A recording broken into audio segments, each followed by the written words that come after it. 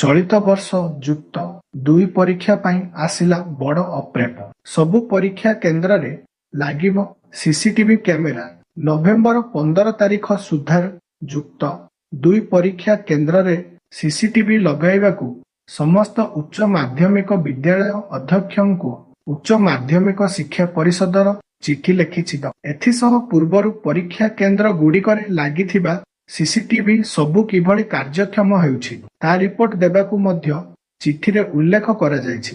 2025ରେ ହେବାକୁ ଥିବା ଯୁକ୍ତ 2 ପ୍ରାକ୍ଟିକାଲ ଓ ଥିଓରି ପରୀକ୍ଷା ପାଇଁ ପ୍ରସ୍ତୁତି ଜୋରଦାର ଚାଲିଥିବା ବେଳେ ଫାଇନାଲ ପରୀକ୍ଷା ପାଇଁ ହାତରେ ଆଉ 4 ମାସ ବାକି ରହିଛି। ତା ପୂର୍ବରୁ ସବୁ ପରୀକ୍ଷା କେନ୍ଦ୍ରରେ ସିସିଟିଭି ଲଗାଇବାକୁ ପରିଷଦ ପକ୍ଷରୁ ନିର୍ଦ୍ଦେଶ ଦିଆଯାଇଛି।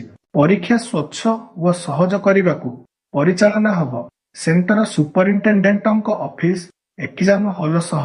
ସେଲ୍ଫ ଫାଇନାଲି କଲେଜର ସମସ୍ତ ଲାବୋରେଟୋରୀରେ ମଧ୍ୟ ସିସିଟିଭି ଲଗାଇବାକୁ ବାଧ୍ୟତାମୂଳକ କରାଯାଇଛି।